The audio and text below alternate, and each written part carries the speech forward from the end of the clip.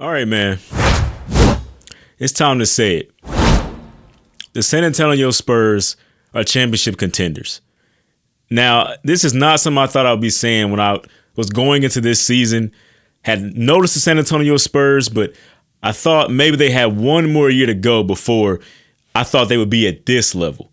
Because Victor Wembanyama, his first playoff series pretty much, he had a young team. De'Aaron Fox hadn't really played with the team just yet, so they hadn't had a chance to gel. But the way they finished out the regular season and to now to get to this point, I'm convinced there's nothing else that this team is missing. I mean, what don't they have? What don't they have? And I think they showed that in this playoff series. Now, they won Game 5 to end it, to be the second team to get to the second round, following the Oklahoma City Thunder. They knock out the Portland Trailblazers 114-95, and it was a really good game from them. They were able to withstand everything that the Portland Trailblazers brought to them, and they made the adjustments. That's what Victor was talking about in the post game. They made the adjustments they needed to make, and I think they've grown a lot, throughout this series, going on and battling adversity. You look at Game 2 where Victor goes down, and he just gets hurt there with a concussion protocol. He ends up going into concussion protocol, and the team kind of falters in that situation and blows a lead and lose that game. But, in the absence, they were able to make their adjustments, find what they need to do here and there and go to Portland and win a really good Game 3 for them when they didn't have Victor on their side. And so that was a very telling moment for this team, because it's not just Victor that's making them a really, really good team. They showed it with that win. Then in Game 4, they had that crazy comeback. That we saw when Victor came there. Going down 17 points and then coming back and winning by 15. They're the first team ever to do something like that in the playoffs. It's just insane what they have going on. The confidence that these guys are playing with. I know they're young, but they're feisty. Victor Wembanyama seriously has that attitude of a guy that wants to win. He was advocating for himself to win the most valuable player. I don't know if he's just there yet. I think next year he's going to really have a projection to do that. But right now I still think that's SGA's. But it's just phenomenal what this team has so far, man. It's crazy what they've done. And I actually can't believe it's been 9 years since they've won a playoff series. I didn't even realize that until I saw the stat before I got on here. That's crazy. Because when they got Victor Wembanyama in the draft lottery and things like that, I was like, man, they got to turn around really fast. That was a lucky break for them. But it's been 9 years. For an organization like the San Antonio Spurs, which is known for winning championships, that's a good amount of time. That's a good amount of time, almost a decade of not having playoff success. So good for them overall, getting able to win this game and being able to do it. But talking about this team as a championship contender, there's not a lot that they're missing. I don't think there is anything, actually. They're a great defensive team. They're anchored by the defensive player of the year, who's probably going to win like the next 7 of them. It's just like, what can you do against Victor? When you go to the paint, he's already got the height, he's got the athleticism, and he has the instincts to also not foul while he's going out to blocking shots. And it's just great what they have. And on the outside of that, they got these young guards that are very quick and athletic that can guard you from anywhere on the floor. And they can add so much pressure to opposing offenses that they just have a great defense, which is what you have. And even though they're athletic guys, sometimes you say, well, if they're athletic, can they really shoot? These guys can shoot as well. We saw Champagne. He was like, did he have 4 3-pointers in the first half of this game? Everybody on their team can shoot pretty much. There's no weakness.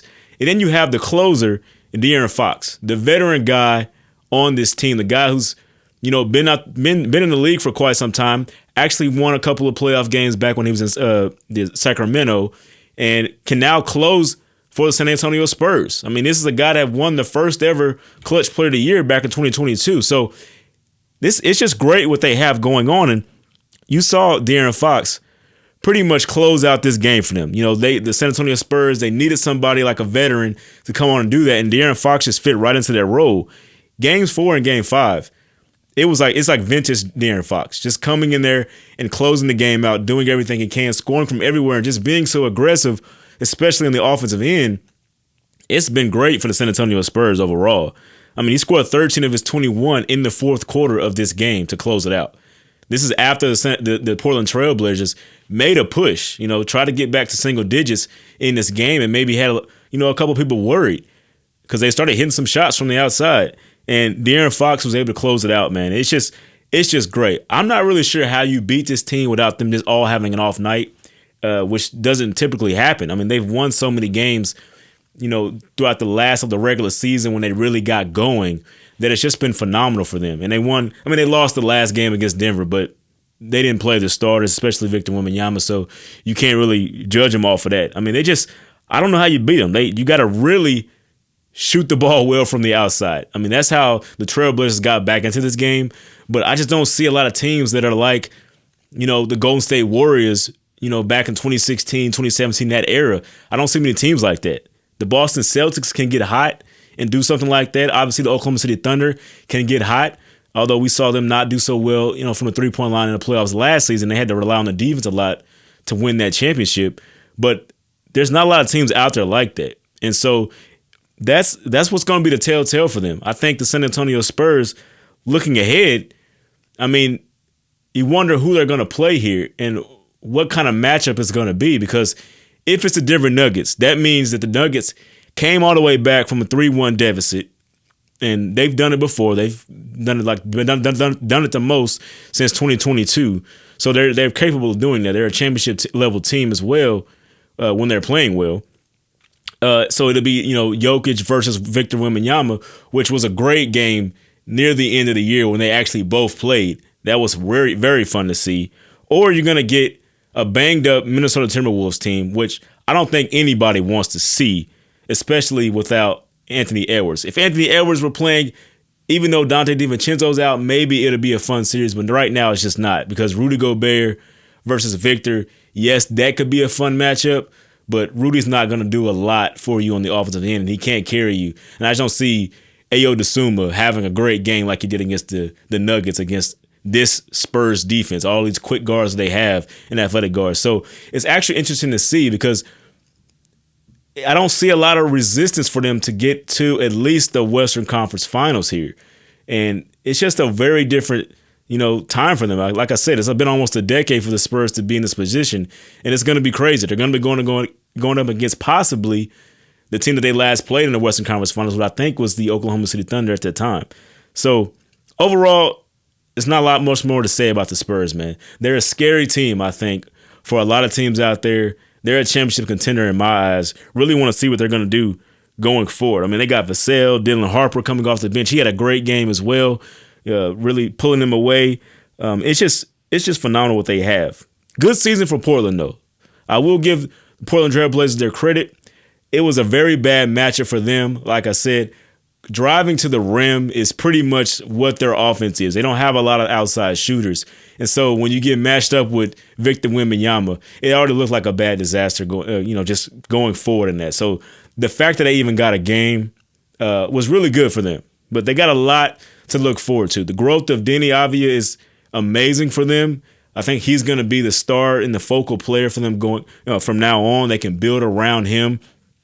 Obviously, Scoot Henderson, who was a very high draft pick in the same draft as Victor Wembanyama, he had a couple of good playoff games here, especially early, that show that there's some promise, that he's not going to be the guy that you can't rely on. He can do it when he puts it all together, because it was also his first playoff series as well. And they got Damian Lillard coming back. I mean, one of the greatest shooters of all time in the NBA, So it's going to be a good thing for the Portland Trailblazers as well. Now, their ceiling isn't as high as the San Antonio Spurs as of right now, but you can see the vision now. You can see that they have something to build on, and so that's going to be pretty fun to see going forward. But like I said, man, San Antonio Spurs, it's scary, man. It's scary, especially, I'm basically a fan of the Oklahoma City Thunder living here in OKC. It's scary. That's the one team I feel like Thunder fans worry about overall, is because they have pretty much Victor Wembanyama on that side, who actually seems to have like this long-standing beef with Chet Holmgren. So there's some things there. But, man, this is a really good win for the Spurs, man. 114-95 to win Game 5, become the second team to get to the semifinals of these playoffs. And I just don't see anything slowing them down right now. So it's just a great win for them overall.